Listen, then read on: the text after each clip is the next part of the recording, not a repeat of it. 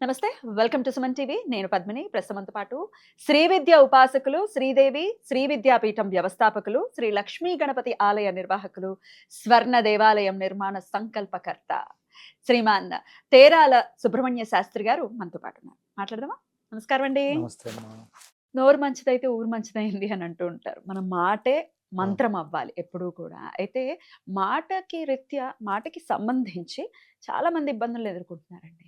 రామ అన్నదానికి, ఇంకో దానికి ఖచ్చితంగా చాలా తేడా ఉంటుంది. మనం ఎలా మాట్లాడుతున్నాం అనేది ఖచ్చితంగా మ్యాటర్స్. అయితే అది ఈ మాట భార్యాభర్తల మధ్య గానీ, తండ్రి కొడుకుల మధ్య గానీ, పిల్లల విషయాల్లో గానీ, పెద్దవాళ్ళతో, గురువులతో ఎవరితో అయినా మాట సౌమ్యంగా ఉన్నవాడు ఖచ్చితంగా పై స్థానానికి వెళ్ళటం అనేది చూసాం. ఎన్నో దాఖలాలున్నాయి కదండీ! మా పిల్లల అంటే ఇవాళ రేపు పిల్లల రీత్యానే తీసుకుంటున్నటువంటి ఒక అంశం అండి నేను ఈ టాపిక్ తీసుకోవడానికి. పిల్లల్లో ఏ దోషం లేదు, పెంపకాల్లోనే దోషం ఉంటుంది. మా పిల్లలు మాట వినట్లేదండి. చాలా దురుసుగా సమాధానం చెప్తున్నారు. కరెక్ట్ కాదు కదా ఇది. ఎలా మారుతారు మా పిల్లలు అని అడుగుతూ ఉంటారు. దానికి శ్యామలమ్మని ఉపాసన చేస్తున్న మీకంటే గొప్పగా ఎవరు చెప్తారు అనేది నా భావన. మరి చెప్పండి, శ్యామలమ్మని ఎలా వేడుకోవాలి పిల్లలు గాని, మేం గాని మాట బావుండాలి? తప్పకుండా అమ్మా. యాదేవి సర్వభూతేషు శక్తి రూపేణ సంస్థిత నమస్తస్తే నమస్తస్తే నమో నమ. అమ్మవారి శక్తి స్వరూపిణి. ఇక్కడ మనం మాట్లాడేటువంటి ప్రతి ఒక్క మాట వెనకాతల భగవత్ తత్వము, భగవత్ అనుగ్రహంతో వాగ్దేవి ఆ శ్యామల అమ్మవారి యొక్క కృపచేత శ్యామల ఉపాసన చేసేటువంటి వాళ్ళకి ఒక తూకం వేసి మాట్లాడితే ఎలా ఉంటుందో, మనం ఎంతవరకు ఎంత వేగంగా మాటని మాట్లాడాలి, ఎంత వేగంగా ఆ మాట వెళ్ళేటువంటి ఒక సమయంలో దాన్ని నియంత్రించగలగాలి. ఒక వ్యూహాత్మకమైనటువంటి ఒక మాటల సవ్వడి అనేటువంటిది ఏదైతే ఉంటుందో అది రామ చిలకల్లాగా పలుకులు రావాలి అంటే శ్యామల ఉపాసన చాలా గొప్పది. అది అది ఎంత సాధన చేస్తేనో కానీ అది సిద్ధించదు. ఋషులకి లేకపోతే సామాన్యులకి ఎవరికైనప్పటికీ కూడా వాక్కుతో వాళ్ళు ఆ వాక్ పరిపాలనతోటే, మాటతోటే, ఇప్పుడు ఋషులు మంత్ర సాధన చేయాలన్నా కూడా, ఋషులైనా పండితులైనా ఎవరైనప్పటికీ కూడా మంత్రమే కదా! ఒక భగవత్ సాధన చేయాలంటే కూడా వాక్కు యొక్క పటుత్వం అనేటువంటిది చాలా అవసరం. దాంట్లో నుండి వచ్చినటువంటి ఆ బలం, దైవ బలాన్ని పొందాలి అంటే కూడా వాక్కు లేకపోతే అది దాన్ని ఆశించినటువంటి ఒక ఫలితాలు అంతగా రావేమో అనేటువంటి దానికి కూడా ఒక్కోసారి ఆలోచనలో పడేటువంటి అంశం కూడా. ఎందుకంటే మౌనంగా ఉండి, మౌన స్వామిగా ఉండి ప్రపంచాన్ని శాసించినటువంటి వాళ్ళు ఉన్నారు కంటి చూపుతో. అంటే వాళ్ళు మాట్లాడలేకపోయినా ఆ చెప్పేటువంటి ఒక విధి విధానాలు వాళ్ళ యొక్క చూపులతో, కంటి చూపుతో, సైగలతోటి కూడా వాళ్ళ భావ వ్యక్తీకరణ అనేటువంటిది కనపడే విధంగా ఉంటుంది. అది బాడీ లాంగ్వేజ్ అవ్వచ్చు, మాట్లాడేటువంటి ఒక మాట తీరై ఉండొచ్చు. ఏదైనప్పటికీ కూడా ఒక వ్యక్తి తను ఉన్నత స్థితిలోకి రావటానికి ప్రతి ఒక్కళ్ళకి కూడా వాక్కుతో వాళ్ళ జీవితంలో అత్యంత ఉన్నత స్థితికి రావాలి అంటే శ్యామల ఉపాసనలో మూలమంత్ర అనుష్ఠానమును చక్కగా యాలుకలు ఉంటాయి, లేదా తాంబూల పరిసేవితాయ నమః అంటే చక్కగా సుగంధ పరిమళాలకు సంబంధించినటువంటివన్నిటిని కూడా మరి తాంబూలంలాగా వేసుకొని అమ్మవారి యొక్క మూలమంత్ర అనుష్ఠానమును రోజు కనీసం 105 తాంబూలం వేసుకొని అప్పుడు చెయ్యాలి. సాధన చేయాలి. ఎందుకు అంటే ఆ లాలాజలం వస్తూ ఉండగానే ఆ మంత్రజపం చేస్తూ ఉంటే అబ్బా! వాళ్ళకి తెలియకుండా ఆ అమ్మవారి యొక్క అనుగ్రహం చేత తప్పకుండా వాళ్ళ జీవితంలో వాక్‌కి సంబంధించినటువంటి ఒక వాక్శుద్ధి. ఏర్పడుతుంది. పట్టు ఏర్పడుతుంది. వాళ్ళ జీవితంలో ఆ మాటలతోటే ఇప్పుడు మీరున్నారు. మాటలతోటే పబ్లిక్‌ని మనకు ఇవ్వవలసిన సమాచారాన్ని కరెక్ట్‌గా ఇవ్వగలుగుతారు. ఒక రాజకీయ నాయకుడు అంతే. తాను ఎలా ప్రెజెంట్ చేయాలి, తను ఏమనుకుంటున్నాడో మనసులో ఒకటి, దాన్ని ఏ విధంగా భావ వ్యక్తీకరణ అవును. చేసి ఆ మాటల ద్వారానే తన యొక్క భవిష్యత్తు ఏర్పడుతుంది. అట్లనే లాయర్‌లకు కూడా. లాయర్లు హ్మ్. ఇలా వాక్కు ద్వారా ఏది అంటే ప్రతి ఒక్కళ్ళకి ఆ వాక్కు అనేటిది చాలా ముఖ్యమైనటువంటి ఒక అంశం. దాని గురించి శ్యామల ఉపాసనలో తాంబూలం మనం వేసుకొని మూలమంత్ర అనుష్ఠానం సాధన చేసినట్లయితే తప్పకుండా వాళ్ళ జీవితాల్లో వాక్ సంబంధమైన దోషాలన్నీ కూడా తొలగుతాయి. శ్యామల ఉపాసన చేసేటువంటి వాళ్ళు తీర్థం ఇస్తే మాటలు రానటువంటి వాళ్ళకి బా కూడా మాటలు వస్తాయి. అందులో ఎటువంటి సందేహం లేదు. శ్యామల ఉపాసన చేసేటువంటి వాళ్ళు తినేటువంటి ఒక ప్రసాదంలో నుండి, అంటే వాళ్ళు అరటిపండు తింటున్నారు, దాంట్లో నుండి ఆ శ్యామల ఉపాసన పరుడు అది ఎంగిలి అనుకోకుండా, అంటే ఇష్టం.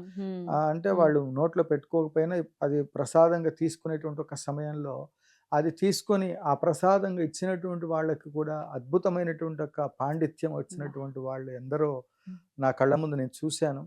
అతనికి ఇంకా చదువు రాదు, ఇతనికి విద్యాభ్యాసం వంట పట్టడం లేదనుకున్నటువంటి వాళ్ళకు కూడా శ్యామల ఉపాసన చేస్తే అద్భుతంగా రాణించినటువంటి వాళ్ళు ఉన్నారు. ఒకటేమిటి తల్లి, శ్యామల ఉపాసన ద్వారా ముందు కావలసినటువంటి ఒక మనిషి జీవితంలో ఏది అవసరమో అదన్నీ కూడా ఉపాసన మార్గంలో తెచ్చిస్తారు. ఆ ఉపాసన మార్గంలో మీరు సాధన చేయలేకపోతే, సాధకులు ఎవరైనా దగ్గరలో ఉంటే, సరైన పద్ధతిలో వెళ్ళలేకపోతే కూడా ఏం జరుగుతుందంటే, శ్యామల ఉపాసన చేసేటువంటి వాళ్ళు చూస్తేనే వాళ్ళు వశమైపోతారు. అందు గురించి ఇప్పుడు కొన్ని క్షేత్రాలలో తీర్థం ఇస్తూ ఉంటారు. మీరు ఎక్కడ దాకా ఒక్కర్లేదు, శ్యామల అమ్మవారి నామస్మరణం చేసి ఒక గ్లాస్ వాటర్ తీసుకొని దానిపైన కుంకుమ పువ్వు, యాలకులు, సుగంధ ద్రవ్యాలు, జాజికాయ, జాపత్రి, కుంకుమ పువ్వు ఇవన్నీ వేసి అభిమంత్రణ చేయండి. అభిమంత్రణ అంటే ఆ పాత్రని మూసేసి దానిపైన రాజమాతంగేశ్వర్య నమః, రాజమాతంగేశ్వర్య నమః, లేదా మూలమంత్రం వచ్చు, ఉపదేశం ఉంది, ఓం ఐం హ్రీం శ్రీం ఐం క్లీం సౌ, బీజాక్షరాలు చెప్పకూడదు. కానీ ఆ బీజాక్షరాలతో సర్వరాజవ శంకరి, సర్వస్త్రీ పురుష శంకరి, సర్వదుష్ట మృగ శంకరి, సర్వసత్వ శంకరి, సర్వలోక శంకరి అని ఆ మంత్రంతో అభిమంత్రణ చేసి అమ్మ ఆ నీళ్ళని సేవిస్తే ప్రతిరోజు ఏ గుడికి ఎక్కడికి వెళ్లకుండా ఆ నీటిని తాగిన ఆ వ్యక్తి ఎవరైతే ఉన్నారో అతనికి కావలసినటువంటి ఆ రోజు తన అవసరాలన్నీ తీరుతాయి. ఇది ముమ్మాటికి నిజం. పిల్లలకు కూడా ఇప్పుడు తల్లిదండ్రులు ఎవరైనా చేసి పిల్లలకి ఇవ్వచ్చు, వాళ్ళు చదువుల్లో రాణించడం. అట్లనే స్నానం చేసేటప్పుడు కూడా మనం వెళ్ళామా, స్నానం చేసామా, కాస్మెటిక్ అవన్నీ చేసామనేది కాకుండా కాస్త ఈ సుగంధ ద్రవ్యాలు వేసుకొని, పసుపు వేసుకొని, ముందు మనం స్నానం చేసిన తర్వాత ఆ నీళ్లలో ఒక మగ్గు నీళ్లు తీసుకొని పుండరీకాక్షని గురునామస్మరణ చేస్తే చాలు, తప్పులేదు.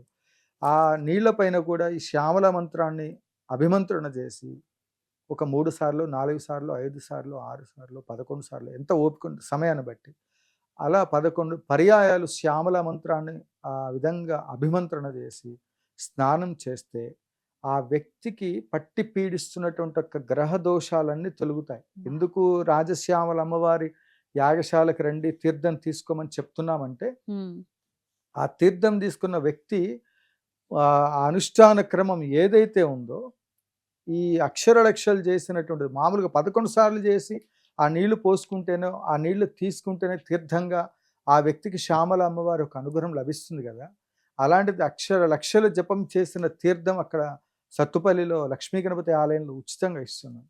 అందువల్ల ఈ వ్యక్తి ఆ తీర్థం తీసుకోవడం ద్వారా ఆ వాక్, అంటే తనకు తెలియకుండానే రోజు మాట్లాడేదానికి ఈ శ్యామల ఉపాసన చేసిన తర్వాత తన జీవన శైలికి మార్పు వస్తుంది.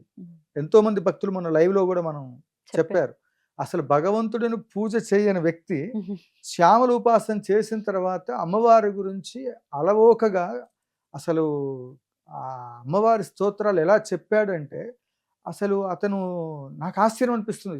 ఎప్పుడు కూడా కనీసం ఎప్పుడో కాళిదాస్ కాదు, ఇప్పుడు కూడా కలికాలంలో, కలియుగంలో ఇప్పుడు కూడా జరుగుతుంది. తీర్థం ఇచ్చిన తర్వాత ఆ వ్యక్తి ఆ విధంగా అమ్మవారి గురించి అట్లా అసలు ఆ గొంతు ఏంటి, ఆ స్తోత్ర పారాయణలు ఏంటి, నేను యాగశాలలో చూశాను.